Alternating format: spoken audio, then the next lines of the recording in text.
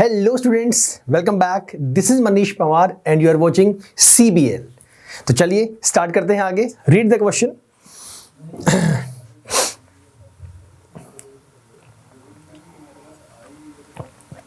ध्यान से पढ़ो, आसान है।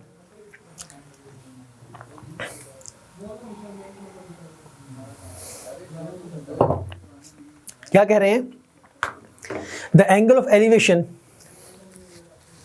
of the top of a building from the foot of the tower।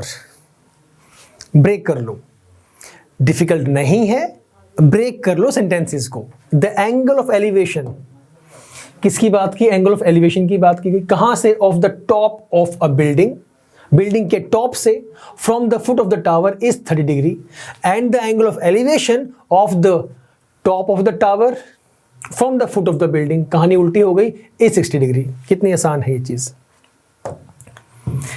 आगे बोला if the tower is 50 metre high find the height of the building. Very easy. ये मेरे पास हो गया टावर, ये ले लो टावर, ठीक है। कितनी हाइट है? ये हमें गिवन है 50 मीटर। जो गिवन है मैं वही लिख रहा हूं फिलहाल। सुनना, the angle of elevation of the top of a building, नहीं पता कहां पे बिल्डिंग है, from the foot of a tower is 30 degree. अब देखो यहां पे सिंपल सा फंडा है, दोनों की दोनों जो बॉडीज हैं, जो ये बिल्डिंग और टावर है, ये दोनों ग्राउंड पे हैं। एक के फुट की बात हो रही है, एक के टॉप की बात हो रही है, तो दोनों ग्राउंड पे प्रेजेंट है। तो यहाँ पे आपका टावर है और यहाँ पे आपका ये बिल्डिंग है, ये हो गया आपका ग्राउंड, राइट। तो इन्होंने क्या बोला? Top of building from the foot of tower, tower के फुट से बिल्डिंग की टॉप, टावर का फुट बिल्डिंग की टॉप, हो गया। कितना एंगल बोला गया? 30 डिग्री। तो ये एंगल आपको गिवन है 30 डिग्री। उसके बाद and the angle of elevation of the top of the tower, इसके टावर का ये वाला top, from the foot of the building, building का फुट वो रहा, तो यहां से यहां तक ये कितना गिवन है? That is 60 degree. ये एंगल आपको गिवन है 60 डिग्री। Very easy. हाइट मैंने पहले ही लिख दी, find the height of the building, building की हाइट निकालनी है, ये इसे हम लोग h ले लेते हैं, क्या फर्क पड़ता है? बोलो, कोई परेशानी नहीं ना? नेमिंग कर लो, A B C D, दो ट्रायंगल हैं, दोनों ट्रायंगल्स को ले लो, सेम कॉन्सेप्ट यूज कर दो, कहानी में डिफिकल्टी नहीं होने वाली कुछ भी। पहले ले लो टावर, ले लो पहले triangle CDB, triangle CDB use करो। CD upon BD that is equal to tan 60। हाँ, tan 60। What is that? √3। Put the value √3। CD कितना है? 50 गिवन है, अपॉन BD, BD को BD ही रहने दो, क्रॉस मल्टीप्लाई करेंगे तो वैल्यू कितनी आएगी? ये आ जाएगा BD √3 that is equal to 50। तो BD की वैल्यू कितनी आएगी? सर BD आएगा आपका 50/√3। यहां तक बताओ कोई परेशानी है या नहीं है? फिर चलते हैं आगे। बताओ, ये लगा लो BD। यूनिट है मीटर, तो इसे मीटर में ही रहने दो, रेशनलाइज कर देंगे, बाद में इसकी जरूरत पड़ेगी, अभी रेशनलाइज कर लेंगे इसे।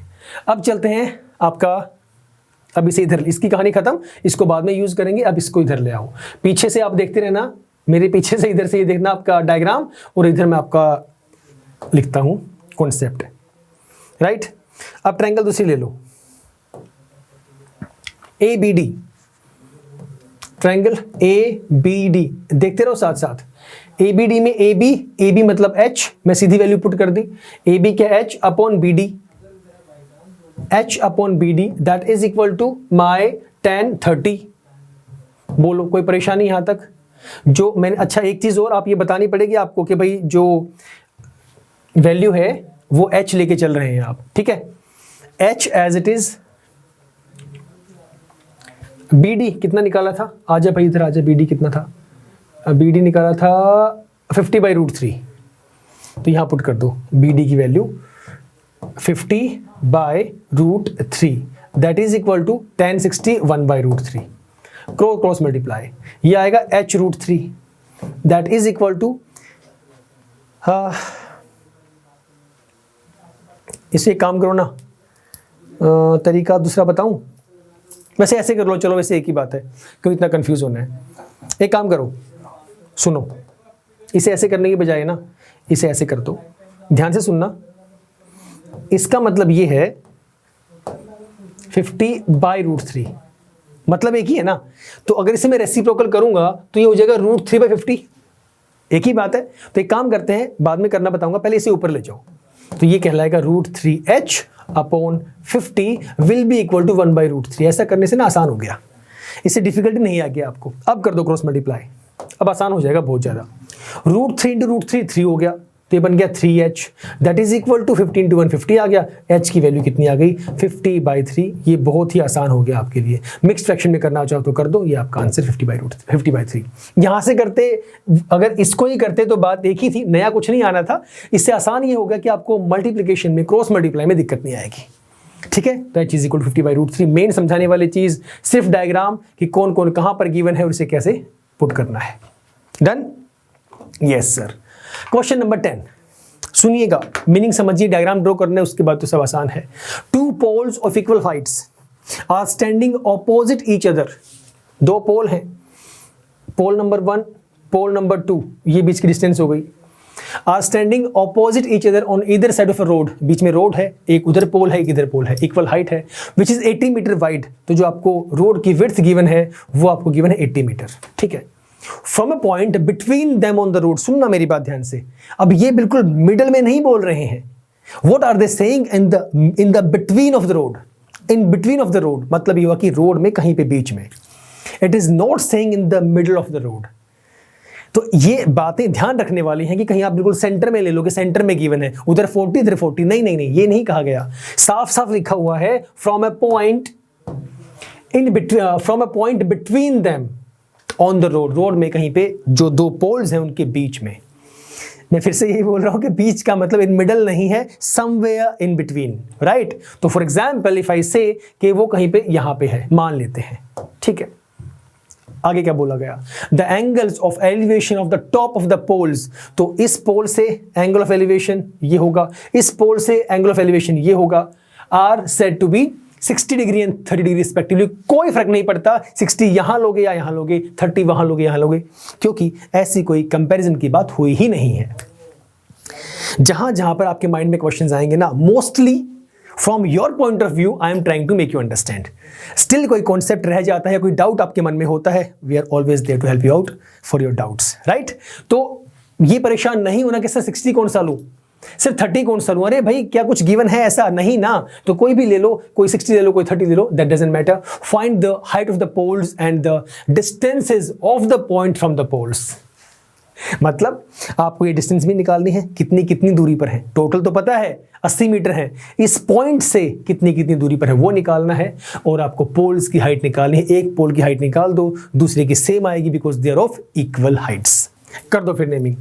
Let's name them as A B C D, जो मर्जी नाम देना चाहो दे दो, कोई फर्क नहीं पड़ता। For example if I write is A B C D, ये आपका ओ बोल दो, राइट। 80 है, नहीं पता उधर कितना है, नहीं पता इधर कितना है। एंगल्स ले लो 60 30 कोई भी ले लो, कहीं पे 60 पुट कर दो, कहीं पे 30 पुट कर दो, कोई फर्क नहीं पड़ता। मैं यहाँ पे ले लेता हूँ for example this is 60 degree and this is my 30 degree. Try with triangles. पहले ले लो, कोई भी ले लो, ए बी ओ ले लो, triangle A B O use करो। A B upon B O, A B upon B O that is equal to tan 60 degree. साथ साथ समझते जाना, डिफिकल्ट बिल्कुल नहीं है, बस ध्यान देना। ए बी पता है कितना है? सर नहीं पता। बी ओ पता है कितना है? नहीं पता। कोई बात नहीं, यही रहने दो इसे। अब ऐसे जब क्वेश्चंस आए ना, वहां पे हमारा मन परेशान हो जाता है, सर ए बी भी नहीं पता, बी ओ भी नहीं पता। अब हम लोग क्या करेंगे? अरे सॉल्व तो करो, ट्राई तो करो। हमारा माइंड सेटअप क्या होता है? सर इस क्वेश्चन में डाउट है। क्या डाउट है? इसमें डाउट ये है सर, जब मैंने क्वेश्चन निकालना स्टार्ट किया ना, तो वहां पे मुझे पता लगा कि ए बी भी नहीं पता, बी ओ भी नहीं पता, तो निकाल लूंगा कैसे? अरे तो ट्राई तो करो। जो कॉन्सेप्ट आपने पिछले 9 क्वेश्चंस में यूज किया, वो कॉन्सेप्ट क्या आपने ट्राई किया? सर ट्राई इसलिए नहीं किया क्योंकि ए बी और बी ओ पता नहीं था। अरे did you try? No sir, try it once, right. उसे ट्राई किया करो। हम हार मान जाते हैं, हम उसको छोड़ देते हैं वहीं पे, ये नहीं सॉल्व होने वाला। हम वहीं पे रुक जाते हैं, उसे सॉल्व करने की कोशिश ही नहीं करते हैं। This is the biggest loop hole while talking about mathematics. ये नहीं करना है, हमारी यही कमी रहती है। We always do the same. ऐसे नहीं करना है। मैथ्स जितना निकाल के देखेंगे, जितनी प्रैक्टिस करेंगे उतना ईजी होगा। उसे निकाल के देखना है, सॉल्व करना है। ठीक है, A B upon B O is equal 1060, value put कर दो, इसे वही रखो। A B upon B O 1060 is equal to √3, ये से क्रॉस मल्टीप्लाई कर दो, A B is equal to B O √3, एक ही बात है। अच्छा, अब आ जाओ दूसरी ट्रायंगल पे। दूसरी कौन सी है? CDO, triangle CDO, use the same concept. CD upon DO, CD upon DO perpendicular by base, यहां पे कितना आएगा? यहां पे आ जाएगा tan 30 डिग्री। हाँ या ना? यहां तक कोई परेशानी हो तो बताओ, फिर चलते हैं आगे। चले, वैल्यू पुट करो, tan 30 1/√3, ये आपका same CD upon DO is equal to 1/√3। Sir आप क्या करें, ना CD पता है ना DO पता है, लेकिन एक बात तो पता है ना कि जो AB और CD है वो सेम है, ये पता है ना, AB और CD जो है सेम है। तो मैं एक काम करता हूं, मैं यहां से है ना, पहले ये वाली इक्वेशन से जो हमारे पास यहां से वैल्यू है, एक रिलेशन निकाल लेता हूं। यहां पे √3/1 है, तो या तो BO निकाल लो या AB निकाल लो। सोचो क्या निकालेंगे, BO निकालोगे कि AB निकालोगे? थोड़ा सा सोचो, दिक्कत कोई नहीं आने वाली। अगर मान लो मैं यहां से निकाल देता हूं BO, बताओ BO निकाल दोगे तो बनेगा AB/√3, निकाल दो। BO is equal to AB/√3, आया कि नहीं आया? सर BO तो आ गया, लेकिन CD अपॉन DO में आपने वैल्यू कैसे पुट करोगे? क्योंकि यहां पर जो वैल्यू है BO is equal to AB/√3 है, यहां पे तो BO है ही नहीं। आप वैल्यू को सब्स्टिट्यूट कहां पे करने वाले हैं? जब ऐसे क्वेश्चन हम लोग करते हैं ना, जब कभी ऐसी सिचुएशन आ जाती है, वही कारण होता है हमारे परेशान होने का कि अब हम लोग क्या करेंगे। यूज करो एक बार अपना जो बेसिक जो कॉन्सेप्ट जो पहले से चलता हुआ आ रहा है, जो आप स्टेटमेंट पढ़ रहे हैं, उसी को यूज करो। इसने इनिशियल कहा था कि हमारे पास जो हाइट है वो इक्वल है, हाँ या ना? कहा था कि नहीं कहा था?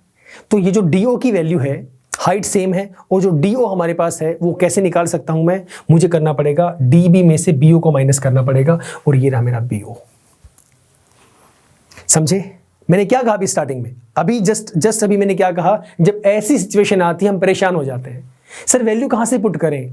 अरे देखो तो सही, गिवन क्या है, दोनों पोल्स की हाइट सेम है, हमारे पास ये वैल्यू निकालने के लिए कही गई है। मेरे पास DO यहां पे आ चुका है, DO कैसे निकलेगा? अगर मैं DB माइनस BO करूंगा तभी OD निकलेगा, और BO गिवन है, ये किस लिए निकाला था? यूज करने के लिए, सब्स्टिट्यूट करने के लिए। आप जो कह रहे थे ना अभी कि कहां सब्स्टिट्यूट करेंगे, तो सब्स्टिट्यूशन आपका यहां पर होगा जब मैं DO को ब्रेक करूंगा। Let us break it out. करो, इसे ऊपर कर लो थोड़ा सा, आ जाओ। टोटल वैल्यू मुझे पता है, और इसे इधर लिखता हूं मैं, इस वाली वैल्यू को इधर। CD को CD ही रहने दो, अपॉन DO को मैंने लिखा BD minus BO, BD minus BO, and that is equal to 1/√3। Perfect. उसके बाद वैल्यू पुट करो किसकी? मुझे BD की टोटल लेंथ मुझे पता है, विच इज 80। करते चले जाओ, CD अपॉन 80 माइनस BO, ये रहा BO, AB/√3। अब सुनो मैंने क्या कहा, AB/√3। ध्यान से डायग्राम में देखो, क्या आपका AB और CD सेम नहीं है? रिपीट कर रहा हूं, दोबारा से सुन लो। यहां पे पहले ब्रेक किया गया, DO को पहले ब्रेक किया, लिखा BD माइनस BO, सर समझ में आ गया। BD की जगह वैल्यू पुट की 80, ये भी क्लियर है। उसके बाद था BO की वैल्यू इस इक्वेशन से यूज करेंगे, AB/√3, है ना? यहां पे पुट कर दूंगा माइनस AB/√3। लेकिन रुको एक बार, AB किसके इक्वल है? सोचो, इधर आओ। AB किसके इक्वल है? CD के equal. So as compare to putting the value AB/√3, I can use CD/√3। Reason behind, क्योंकि CD इस पूरी इक्वेशन में आएगा, और मैं इसे क्रॉस मल्टीप्लाई करके CD का आंसर ही निकाल दूंगा। दोनों पोल्स की हाइट इक्वल गिवन थी, ये मैं 4 बार बोल चुका हूं। क्यों? ताकि आप ये याद रखें कि यहां पर AB की वैल्यू क्या पुट करेंगे? CD पुट करेंगे। समझ रहे हैं? So both of the poles are equal, so I will be putting BO की जगह पे AB/√3 जो है वहां पे CD/√3 पुट करूंगा। तो यहां पे लिख दूंगा CD by root three and that is equal to 1 by root three. बस यही तक था मेन कहानी समझाने वाली, यही था मेन कॉन्सेप्ट। उसके बाद तो फिर से पुराने वाली कहानी शुरू हो जाएगी, बेसिक वही क्रॉस मल्टीप्लाई करो, एलसीएम लो, बच्चों वाला काम। Main this was the important thing. आओ करो इसे सॉल्व। चल भाई ऊपर चला जा, आ जाओ। एलसीएम ले लो पहले, इसे चलने दो as it is side by side, C D ऐसे ही रहने दो। अपॉन यहाँ पे कितना हो जाएगा, ये हो जाएगा 80 root three minus C D whole by में root three, that is equal to 1 by root three. Okay, next step, ये बाय जो रूट थ्री है ऊपर चला जाएगा, तो this will be counted as C D root three upon 80 root three minus C D that is equal to 1 by root three. Now go with cross multiplication. अब करो cross multiply, C D root three into root three, root three into root three 3 हो जाएगा, this will be 3 C D that is equal to, इसे यहां पे ले आओ 80 root three minus C D, सिर्फ सी डी ही रह गया, बाकी तो काम आसान हो गया। माइनस को उठा के यहाँ ले आओ, प्लस हो जाएगा 3 C D plus C D, ये हो जाएगा आपका 4 C D that is equal to 80 root three. C D निकाल दो, 4 वहाँ के डिवाइड में होगा, 4 टू जा 8, 20 रूट थ्री। ये आपकी आ गई सी डी की वैल्यू। ये आपका एक आंसर आ चुका है। What is the C D height of the pole, कहाँ गया, ये रहा। जो हाइट आपकी सी डी की आई है वही हाइट आपकी आएगी ए बी की। एक आंसर निकल गया, समझ गए? क्लियर हुआ? यस सर क्लियर हो गया। अब मुझे बताओ, टोटल ये 80 था, यहां पे आप बी ओ और ओ डी हमारे पास ये डिस्टेंसेस भी निकालनी है, तो थोड़ा सा सोचो ना। अभी तो आप ये कह रहे थे कि sir C D A B के इक्वल हाइट्स निकाल दी, तो आपकी जो बी ओ है, बी ओ कैसे निकालेंगे? ये रहा B O is equal to A B by root three, इसको साइड में कर दो आप। अब ये वाला कॉन्सेप्ट यूज करेंगे, दोबारा लिखता हूं, ये जो था आपने ही निकाला था, ये B O is equal to A B by root three, एक आंसर आ चुका है। अब दोनों के बीच की डिस्टेंस हम लोग निकालने वाले हैं। सर ए बी का मतलब था सी डी, यही आपने मुझे बताया था, यही कहा था। सी डी कितना आ चुका है बताओ जरा फटाफट, सी डी का है, कहाँ गया, एक सेकेंड, सी डी कितना आया था, ये तो रहा अभी नीचे, 20 रूट थ्री। पुट करो, दोनों सेम है ना ये, तो वैल्यू कितनी आ जाएगी 20 root three. I can say it as 20 root three और बाय में आपका रूट थ्री से रूट थ्री कैंसिल हो गया, वैल्यू कितनी आ गई 20। क्या आया आपका ये बी ओ आ गया। भाई मेरे, अगर बी ओ आपका 20 मीटर है, टोटल लेंथ आपकी 80 है, तो जो बचा वो कितना आ गया, 60 नहीं आ गया क्या? टोटल कितना था 80, ये बी ओ कितना आ गया 20 आप बता रहे हैं, तो ओ डी कितना बचा 60 बच गया। These are the answers. लिख देंगे एंड में, थ्योरेटिकली मेंशन करना है B O is equal to 20, so O D will be equal to 60। बोलो क्लियर है? श्योर? परफेक्ट। सो ध्यान रखना है how to make a diagram, otherwise difficult होगा कि सॉल्व कैसे करें। सबसे इंपॉर्टेंट चीज सिर्फ यही है, डायग्राम ड्रॉ कैसे करना है। अदरवाइज आपका बेसिक सेकंड थिंग, जो कि फर्स्ट थिंग है बल्कि कॉन्सेप्ट आपका, जो कि चैप्टर 8 से है, राइट? तो फिलहाल इतना ही सर, मिलेंगे नेक्स्ट क्लास में, इससे आगे हम लोग स्टार्ट करेंगे, right? Till the time stay safe, stay healthy and yes keep smiling. Bye bye, take care.